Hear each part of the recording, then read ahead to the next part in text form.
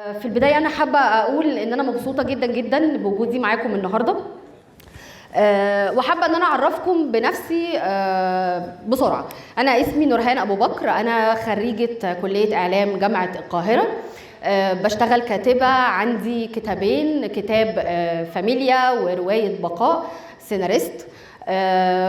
بقدم صانعة محتوى على السوشيال ميديا بقالي دلوقتي 12 سنة، فتقريبا أنا في المجال ده خلاص طلعت على المعاش. وبقدم ايفنتس، ببقى ام سي أو هوست. قدمت على مدار 9 أو 10 سنين اللي فاتوا أكتر من 50 ايفنت ومؤتمر وحفل، وده اللي هينقلنا على عيب فيا. أنا حابة إن أنا أبدأ التوك بتاعتي النهاردة بعيب، ألا وهو إن أنا آخر مرة كنت سبيكر في إيفنت كان من 9 سنين. قعدت 9 سنين من عمري بقدم كل الناس ورافضة إن أنا أقدم نفسي، بتكلم عن كل الناس على المسرح ورافضة إن أنا أتكلم عن أي حاجة ليها علاقة بيا، لأن أنا كنت بخاف وكنت بقول إن أنا مش جاهزة، وكنت بقول إن أنا مش حابة أعمل حاجة زي دي، أو إن أنا ما استاهلش ان انا اعمل حاجه زي كده. فاخر ايفنت انا كنت سبيكر فيه كان تيدكس BUE من 9 سنين. والعيب ده مش بس العيب اللي عندي، انا عندي عيب تاني اقوى واصعب، الا وهو ممكن يبقى فيه منكم عارف الجمله اللي انا هقولها دي، السيلف ديستركتيف مود، او بمعنى اصح هي آلية التدمير الذاتي. ان انا بيجي عليا اوقات وفترات لما بنجح في حاجه او بحقق اي نوع من انواع الاتشيفمنت، بحس ان انا ما استاهلش النجاح ده.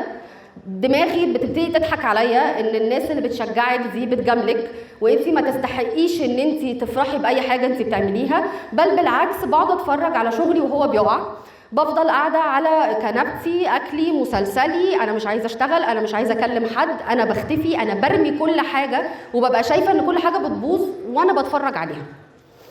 لحد ما في 2020 قريت روايه اسمها إزمة للكاتب محمد صادق، اللي بالمناسبه هو مشرفنا النهارده معانا بوجوده، فتحيه كبيره ليه.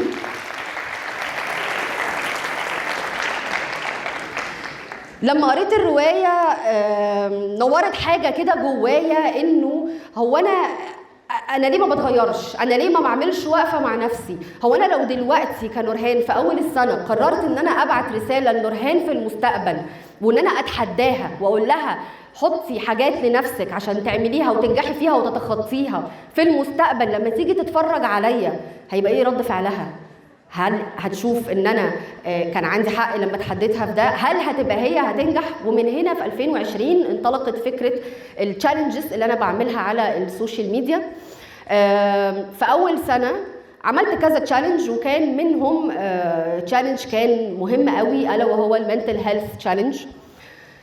عملت التشالنج ده قدام الناس علشان اعمل توعيه عن ضروره العلاج النفسي، وانه العلاج النفسي ده مش وصمه ومش عار، دي حاجه احنا كلنا محتاجينها. مفيش حد فينا سليم 100%، كلنا بنعاني من حاجه ما او اخرى، صح؟ مظبوط؟ صح؟ اكيد. ولكن السبب الرئيسي اللي خلاني اعمل التشالنج ده على السوشيال ميديا ان انا كنت عايزه اشجع نفسي ان انا اتابع مع سايكولوجيست، لان انا قعدت سنين كتير خايفه من الخطوه دي. فقلت يمكن لما اتكلم عنها قدام الناس على السوشيال ميديا انا اوتوماتيك اشجع نفسي ان انا كمان اخد الخطوه. وبالفعل خدت الخطوه وتابعت مع السايكولوجيست. واللي انا هقوله دي حاجه انا اول مره اقولها قدام اي حد، ولكن السيشنز بتاعت السايكولوجيست I was diagnosed ببوردرلاين personality disorder. ومن هنا عرفت انه السيلف ديستركتيف مود اللي انا كنت بعاني منه هو ما كانش عيب فيا، وان انا مش شخص فاشل، ده كان مجرد عرض من اعراض اضطراب الشخصيه الحديه. ففكرت في السنه اللي بعدها، طيب انا دلوقتي عارفه ان كل بني ادم طبيعي بيكون ليه الابس والداونز بتاعته، بس انا الداونز بتاعتي زياده شويه عن البني ادم الطبيعي. لما بنزل وبقع قوي وبقفل على نفسي. طيب مفيش حد ناجح 24 ساعه، صح؟ هل قبل كده انتوا شفتوا حد ناجح 24 ساعه؟ ما قابلناش قبل كده حد 24 ساعه بوزيتيف ومحقق نجاحات. الطبيعي ان احنا شويه نقع ونقوم، لان دوسه البنزين الجامده بتحرق الموتور، فطبيعي نقع شويه. ففكرت قلت طيب ليه ما تعمليش تشالنج يقومك شويه لما تحسي ان الدنيا ابتدت تقع. فمن هنا طلع الاوت اوف كومفورت زون تشالنج، وده كان من انجح ومن اقرب التشالنجز ليا بصوره شخصيه.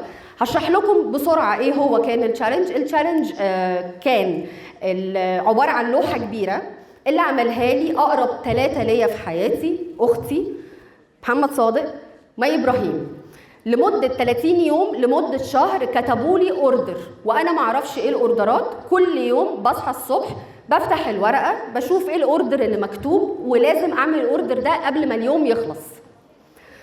طبعا انا كنت قلقانه ومرعوبه، لانه كان في حاجات انا كنت يعني بقعد اقول لهم انتوا بتنتقموا فيا، انا اسفه لو زعلتكم، يعني ده انا حاسه انه انتوا ليه جايين عليا قوي كده. وكنت قلقانه وخايفه وحاسه ان انا مش هعرف اعمل ده، انا هفشل في ده، انا مش كيبل ان انا اقدر اروح انفذ الاوردر ده، لان كان فيها حاجات كانت صعبه عليا. يعني كان منها مثلا انا عندي فوبيا من القطط. كم حد هنا عنده فوبيا من القطط؟ اهو كذا حد. كان من ضمن التشالنجز انه العبي مع قطه، فطبعا دي كانت مأساة بالنسبه لي. كان من ضمن التشالنجز اللي كانت مكتوبه لي كان من ضمن الاوردرز، يعني انه اصحي الساعه 7 الصبح، سافري يوم صد رد. من ضمن التشالنجز الاوردرز اللي كانت مكتوبه لي، انا شخص ما بيعرفش يتخلى، صعب عليه قوي ان هو يتخلى عن حاجته، عن الناس، عن الذكريات، عن الاماكن. كان من ضمن الاوردرز ان هم طلبوا مني ان انا اتخلى عن 10 حاجات، واليوم مش هيخلص غير لما اتخلى عن ال10 حاجات دي. اتعمل اوردرز كتير قوي على مدار 30 يوم، وانا كنت كل يوم لما بصحى قبل ما افتح الورقه، انا فاكره كويس جدا كنت بقف قدام اللوحه من غير حتى ما اصور المومنت دي، كنت باخد نفس وبقول بصي انت نجحتي في حاجات، بس الله اعلم انت النهارده هتنجحي ولا لا، الله اعلم ايه اللي مكتوب ورا الورقه دي، بس انت بتعملي ده علشان انت عايزه تقومي نفسك من السيلف ديستركتيف مود، وانه بعد كده لما تقعي تاني تفتكري ال30 يوم دول وتحسي ان انت طالما عملتيها قبل كده تقدري انك تعمليها قبل كده. حسيت ان انا بعيش مره واحده بس، ما فيهاش حاجه لو جربت ان انا ل30 يوم بس اطلع بره دايره الامان اللي انا قاعده حابسه نفسي فيها.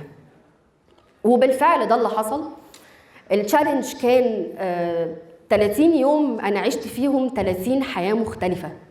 ولما خلصت التحدي ده اكتشفت انه الحاجات اللي انا ما عملتهاش هو انا مش فاشله فيها، هو انا بس ما جربتهاش، هو انا بس ما اديتهاش فرصه ان انا اجربها مره واثنين وثلاثه. انا بس كنت خايفه ان انا اقوم من على الكنبه اروح اجرب الحاجه دي. اكتشفت فعلا قيمه الجمله بتاعت ان احنا ممكن في يوم واحد يغير حياتنا، لان انا في 30 يوم كوندنسد ورا بعض، ال30 يوم دول غيروا حياتي كومبليتلي. وانا بحس انه في التشالنج ده بالذات انا صعب ان انا اتكلم عنه وصعب ان انا احكيه.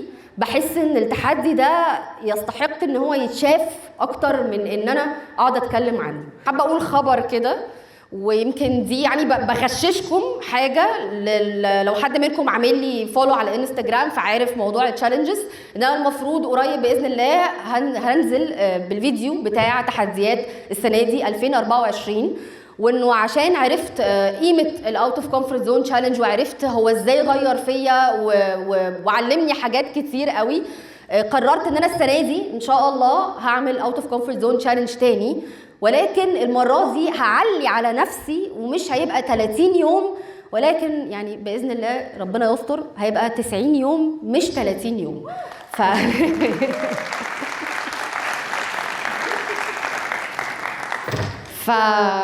فالمفروض بقى ان انا ان شاء الله يعني قريب في خلال اليومين الجايين هنبدا سوا تحديات سنه 2024. لا من الاول بقى، احنا كده هتخمونا.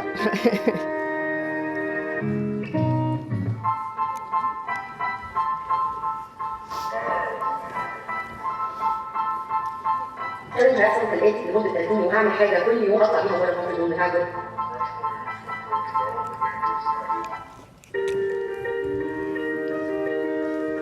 كل حاجه جديده، حاجه ما بتحبيهاش، عشان نفسي مختلف عمرك ما كنت بالطريقه قبل كده، والروتين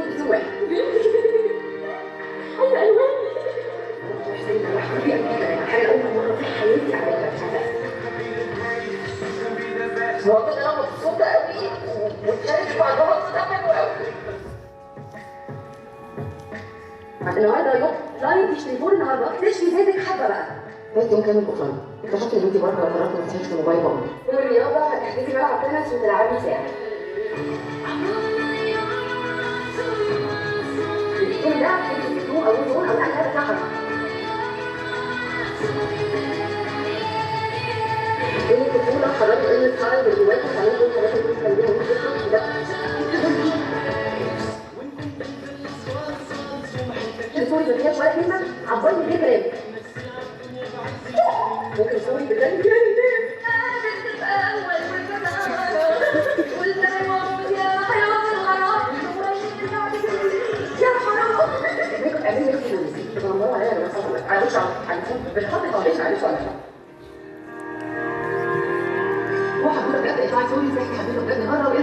سبحان الله. يعني الحاجه اللي الواحد بيبقى فاكر ان هي وحشه قوي تكتشف بعد سنين ان دي كانت احسن حاجه ليه. اول ما رياضه عشان في الجيم او اي مكان رياضي ممكن تشربه حالات تزوم بقى حاجه ما فيش عنها حاجه سواء في لغه عكس وحاجه كده.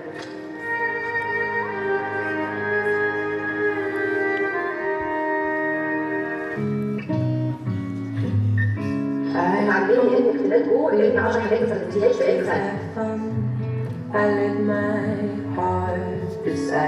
عملت طلبة كل الناس اللي سلبية بحس من ناحية ان انا نقدر ان خلاص احنا في فترة حياة بعض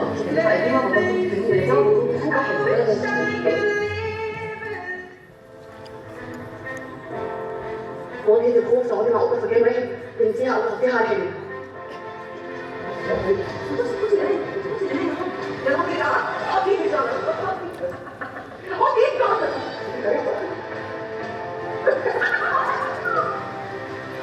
بشكل اللايف لمدة ساعة زي لايف لعوض يعوضني عن حاجات كتير مش موجودة في حياتي. مين أمين تجربة مقابلين كاردين عبودين في المراحل الحاجات اللي بقدمها.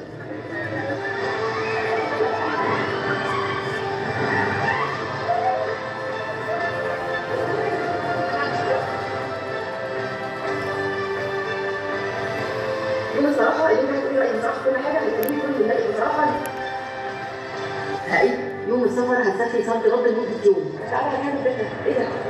عشان بيهم في محطة مصر. بس لا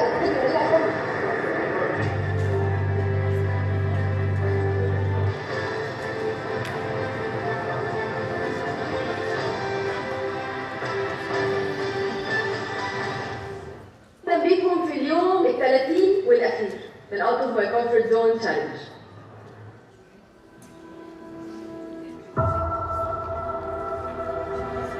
ازاي؟ يلا بينا نشوف ايه اللي هيحصل. يلا نشوف. انا اسفه لو كنت زعلتكم في يوم من الايام بتعملوا فيا كده ليه؟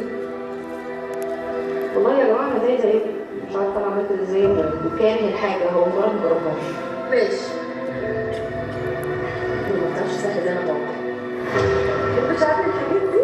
يلا نشوف يلا بينا نشوف المكان الجديد. يلا بينا. الصراحه انا مش عارفه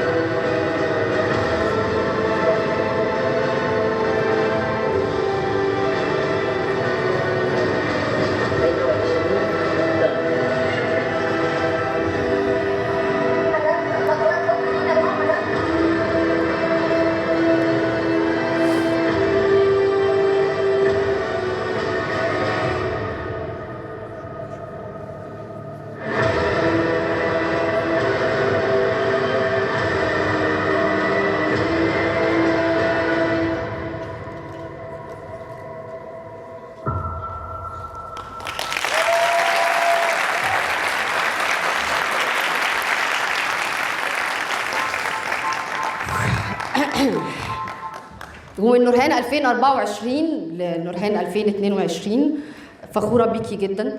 ومن نورهان 2024 لنورهان في 2014 لولا التشالنج ده ولولا الاوت اوف كومفورت زون ان هو علمني ازاي ان انا اكسر خوفي وازاي ان انا اتحدى نفسي وانه انا مش فاشله في حاجه وانه انا مش ناجحه في حاجه وان انا مش خايفه منها، انا مجرد بس ما جربتهاش. لولا ان انا كسرت خوفي بسببه ما كنتش هبقى واقفه النهارده بعد 9 سنين من ان انا برفض ان انا اطلع في ايفنتات اتكلم عن نفسي. فدي كانت قصتي. شكرا.